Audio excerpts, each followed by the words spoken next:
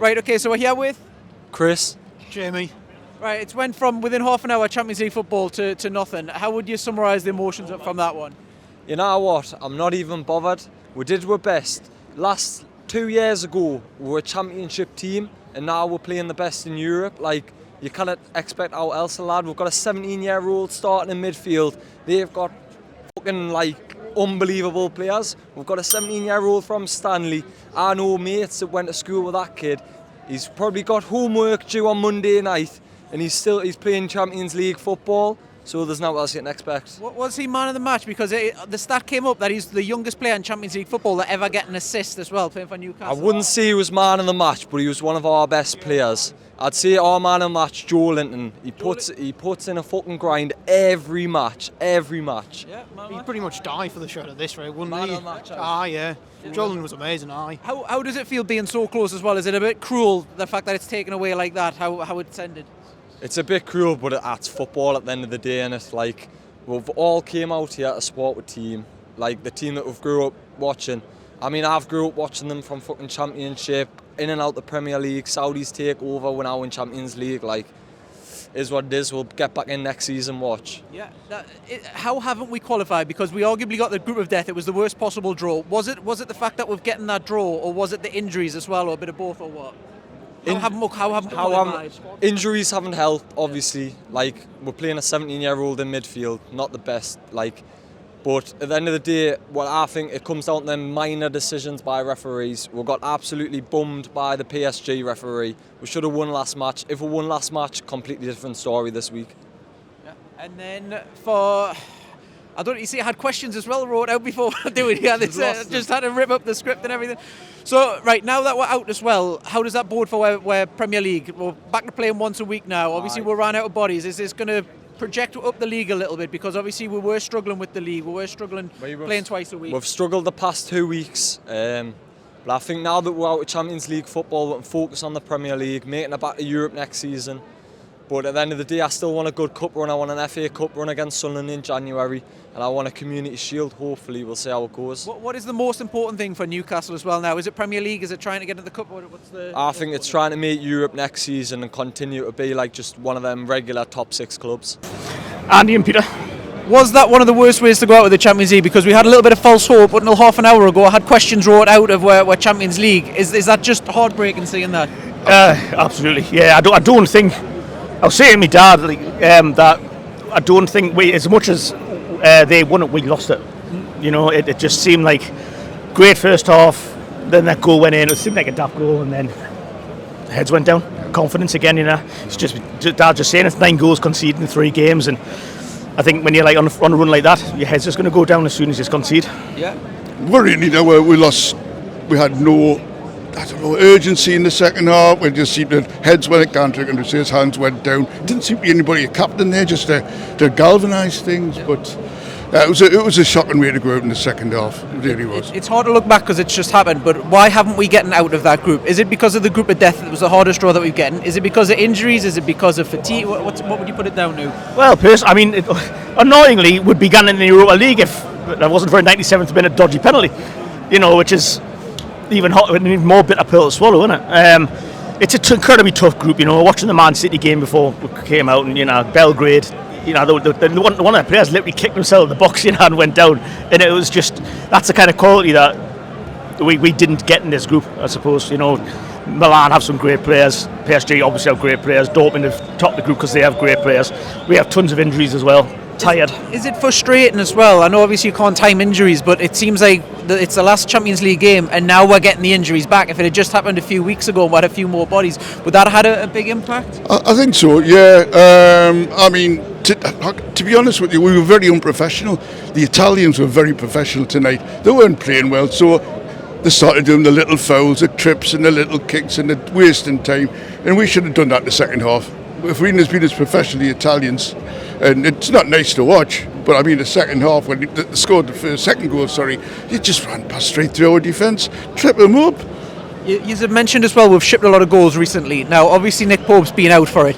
So automatically eyes would go on the keeper and you would say, oh, the keeper's performing bad. Dubravka's been thrown in. It was a bit of a toss-up almost between him and Karius. How have you rated Dubravka, and would you have started Karius personally before a ball was kicked? It's easy to say now, or are you happy with his performances? I don't think he did anything wrong today. I mean, I think he was at fault of 2 goals at the weekend, but I don't think he did anything wrong today personally. I think with Pope, you miss his super keeper abilities. Dubravka's a very different goalkeeper. He's more about playing the ball with his feet, and I think there's 2 very different goalkeepers. I mean, I'm not a big Dubravka fan, to be perfectly honest. I think his head's down as well. He didn't want to be here. I believe he didn't want to play in the early rounds of the League Cup, the Carabao Cup, because he got cup tied and he got to move away, and that certainly doesn't give you confidence in him. I mean, obviously that's now. He can't do that now, but I don't know. I think come the summer they'll be looking for a new goalkeeper without a shadow of a doubt. I know you've just mentioned you're not really keen on him. Would you be tempted to start Karius at all? Or? Yes, I mean we don't know. Obviously, in training, that's where these decisions are made. I assume Karius is training well, and but at the end of the day, obviously, I don't think there's a massive amount between them. But I think Karius, I certainly would have went for Karius, particularly after Sunday's performance from Dubravka. Yeah, the silver lining for this, if there is a silver lining, is we're about to play him once a week, so that should make our Premier League, stand and go up. We shouldn't be fatigued this much playing once a week. There seems to be a lot of the teams around 5th, 6th, like Manchester United and stuff, therefore they're picking this season. How do you see now, with injuries coming back, how do you see Newcastle's Premier League form going into the second half of the season? I think it'll be touch and go. Obviously, Man United are now also out, so it'll be interesting how and if they improve. You've got Spurs there, who, they've got no European football this season either. I mean, I was saying to my dad just on Sunday, the teams that have come back and are now above us, we always expected to be above us. We were never expecting Spurs to finish 9th or whatever it was last season again. We thought Chelsea would be. We never expected to finish with Liverpool again. So, if you sort of said to us this season we're going to finish 5th or 6th behind Spurs and Liverpool, it's probably par for the course, isn't it? I mean, is that fair? I think it's significant that we played Tottenham on Sunday and they played 8 games less than us this season because they've got no European competition. And the same with Everton. We lost to Everton obviously, which was a disappointing result. But they've played probably about 8 games less than us this season. And Tottenham's got a better squad. Yes, they've had their injuries. I mean, not nowhere near as bad as ours, but they've got a better squad, so they can take that hit. But like I say, it's not insignificant that we've played 8 games more than these teams around us. We've got a lot to still play for this season. We've got obviously the Premier League where we're getting to Europe or Champions League again. We're still in both cups as well. Where should the priority be if you were Eddie Howe? Where would you be placing it? Now we're out of Europe, I'd be looking at Chelsea next week. He said it a few times himself that he wants to try and win a cup this season. It's got to be the aim for me. Yeah, absolutely. To be fair, I mean, we certainly didn't expect us to have as good a season in the league this year as that we did last year. I think Andrew touched upon it there. It's quite significant that Liverpool were pretty poor last year. Tottenham were pretty poor. Villa weren't although they finished strongly, and we took advantage of that. Chelsea had a poor season.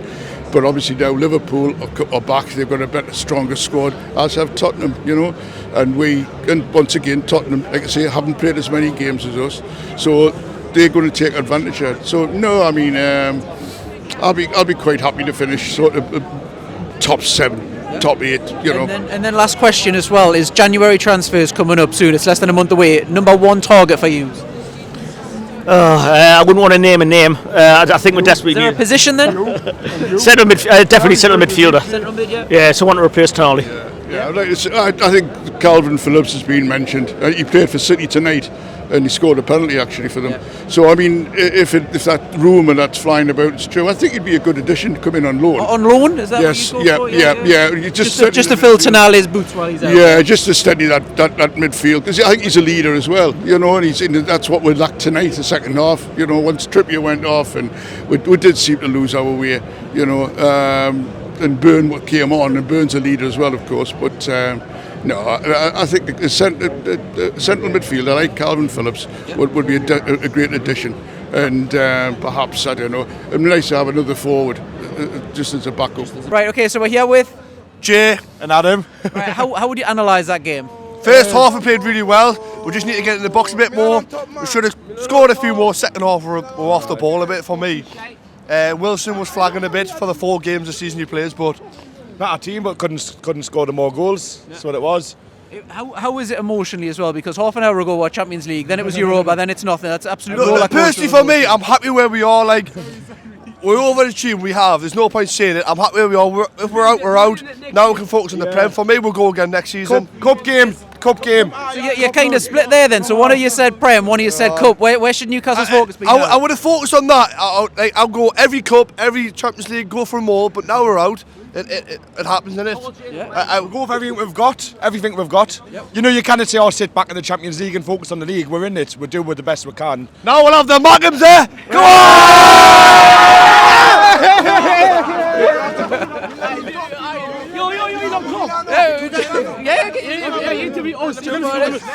Right, hold on, then we'll start again. Right, okay, so we're here with. Hold on, we'll just push it back, just otherwise they'll get us all in. Right, okay, so we're here with. Milan fans, innit? Milan. I'm from Italy. CA. WDY. Oh, it is Milan fans. Right, okay, guys. I didn't realise you were Milan fans. Right, okay, so how was that for you guys on the opposition side? Because obviously for yous, within half an hour, it was going to be out and then through. How does that? How's the emotion? Let me say something. Obviously, always comfortable in my team. You know what I'm saying? I don't support Milan. I support Inter, innit? But I'm from Milan. I'm from Milan, innit?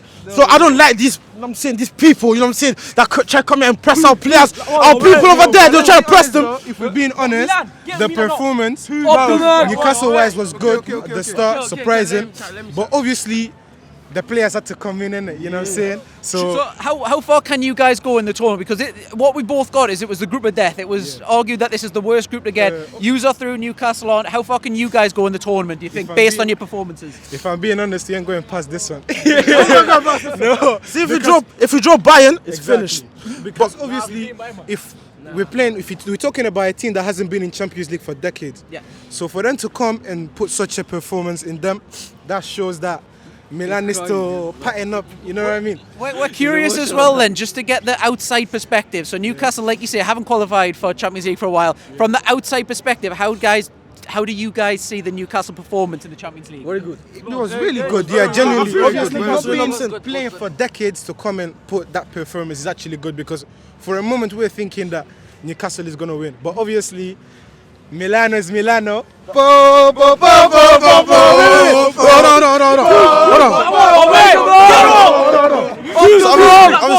You asked the question about the first 30 minutes. We were comfortable, you know what I'm saying?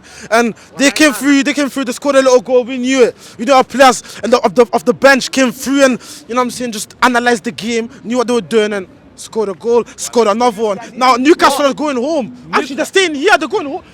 The town's silent. It's silent. I'm not seeing it silent. Markhams are getting smoked. No, the Markhams are getting smoked. Markhams are getting smoked. So, guys, as well, how would you analyse it as well? Because I would say, personally, Newcastle were the better team, but you had the better opportunities. You hit the post twice, so on the balance of play, you did have the better opportunities. How would you analyse it as well, that individual game? Yeah, I'd say, obviously, Newcastle had a better performance than Milan. Was that because Newcastle were home? Because at Newcastle, it's been a case of two. Yeah, it's been a case of two halves this season. Home, Newcastle's been amazing. Away, we've been really bad. We played home there. You've done really well. What did you think of the atmosphere as well? It was great. I'm gonna be real. Especially at home, you could tell that Newcastle, their fans were trying to put in a work for the players, and the players used that to go forward as well. But unfortunately, they couldn't get past us. But at the same time, the Milan fans came through. Even though I don't like them, they came through and they still, you know, trying. Every time they scored, they had no. You could hear them. You could hear them. At one point, when they scored the second goal, Newcastle fans just went quiet. The Milan fans came up. That's the reason why they didn't go forward, because if Can I say one thing? they kept the same energy. All I want to say, Milano ti amo. Man's from Milan. I support Inter, but still, I love my Milan people coming through and supporting their team. You know I what I'm was saying saying? something as well. Markhams, we're coming for you. Yeah, no worries. Cheers very much, guys. Appreciate it. Mohammed. And how would you analyse that game? It's pretty good, but I'm sad right now. Yeah. Is it sad the way that it ended? Because being so close, you had to hope until the last half hour. Yeah, absolutely. Because we are close to score 2 goals, but at the end they scored 2 goals. That's so too much sad for me. And I support Newcastle because it's like from like the manager for it is from Saudi Arabia. So too sad for me. Yeah, I think they were doing good in the first half, but I think towards the second half maybe they started to lose their advancement. I think, but I think they still did well. Nevertheless, they had a chance. You know, till the last minute they were still keen on scoring. But I think it was a good game overall. They did well. They did well. Who's your man of the match from that? I think Pulisic from Milan. Yeah, I think. I agree with him. Yeah, and then how will Newcastle bounce back from this? Because obviously it's a very bitter pill to swallow. Literally coming so close. Will there be a bit of a hangover from this, or will they bounce straight back? What do you think? I think they will bounce. They will bounce straight back. Hopefully. I think they just need to focus on what they missed in this match. You know, because I think there's a lot of space for improvement. Yeah. We got drawn out as the group of death, the hardest group out of everyone. Was that the reason why Newcastle are out, or was it because of injuries, fatigue, or what? Yeah, I think about the injuries because we have a lot of players were injuries. So I think that's the reason which make the Newcastle lose the match. Yeah, I agree. I think a combination of these things. You know, the teams we had were really competitive, and many players were injured as well. So. In January, it's obviously not that far away now. What would you say is the number one target? What position as well? Like in January, I think I think we should buy a new players from AC Milan. Fuck it. So we need to buy a new players to like a specialty for the define. So we need more players. Yeah, I agree with him as well. I think more players are needed, you know, to replace even the injured ones as well that we're having.